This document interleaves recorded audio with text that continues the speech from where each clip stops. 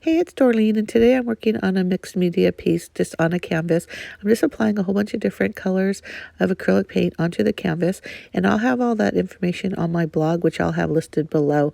So, I realized as I was putting the paint on, I probably should have kept the middle empty. So that's why I'm putting the gesso there, just kind of right in the middle area.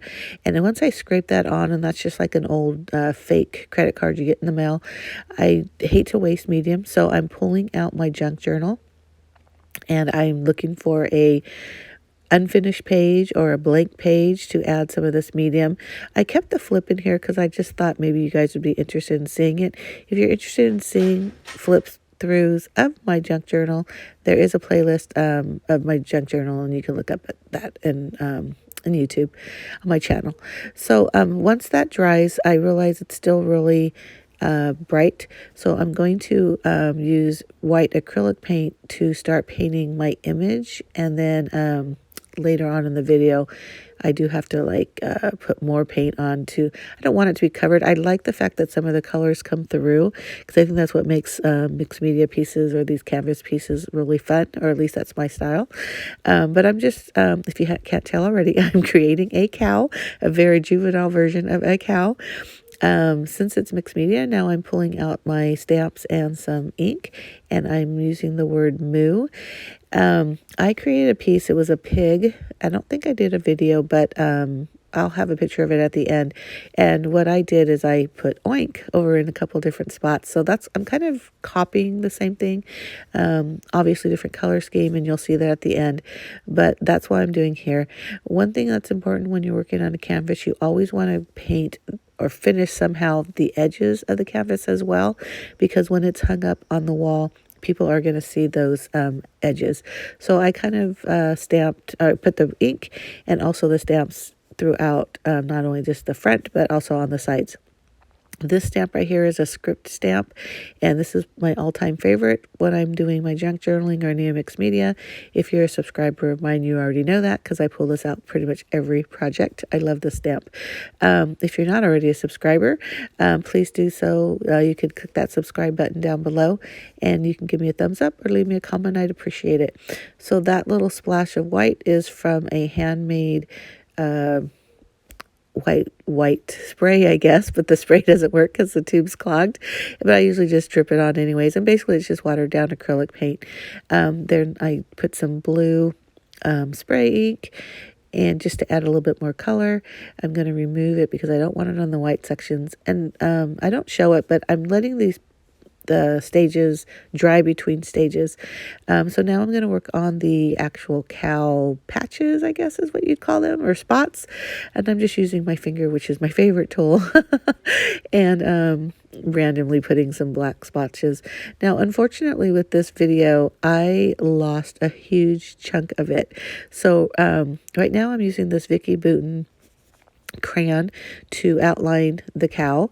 And the parts that we missed is I also have a white one that I use to outline the outside to give it like a shadow. So you won't really see that on the camera, but you'll see it as this piece is progressing. Another thing that you cannot see on camera or won't see on camera is I have couple of white paint Posca pens. One's a thicker bullet, and I just use that kind of just pounced here and there to give like big dots. And then I have a very fine point one, which I use to just add little dots here and there throughout the cow, just to add some interest. So, and I also used that Vicky Bouton, the white crayon, and some white acrylic paint to tone down that watered down outline, because you can see on a lot of places the lines are really thick, some of them are thin, and it just really kind of depended on how watery it got, I guess. I'm adding some watered down black ink here and there too, just to kind of give some shadow and some smudge, which I really like, and I think that helps kind of just make the white edges around it just really bright. So you can see there that I added the shadow, and I'll smooth it out a lot later too. And I'm just adding some pink cheeks, and again, that's emulating that pig that I did earlier, which you'll see because she had some pink cheeks. I'm making this one a male cow, if you will.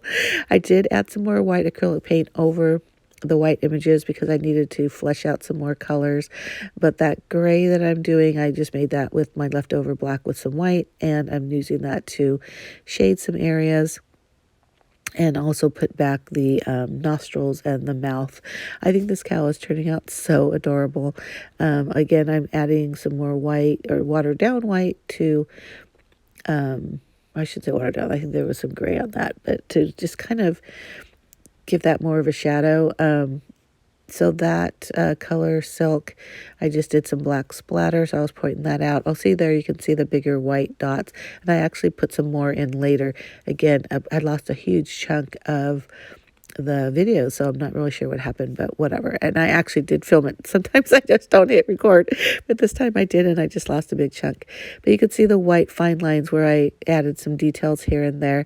So right now I'm adding that second eye. So originally I thought, oh, I'm going to do it in white just because of that black spot. And then I thought, what cow has a one black eye and one white eye? Now I know this isn't a realistic cow, but it just looked goofy. So I'm covering it with black paint, and you'll see at the end that I ended up kind of shadowing, like I did like a gray spot there, and then put that black eye back in. But I hope you like it, and if you do, give me a thumbs up. Don't forget to hit that subscribe button. Check my blog for more details and product list. And there's that little piggy that I was talking about. Isn't that so cute? I love this whole little canvas. Hope you do too. Bye.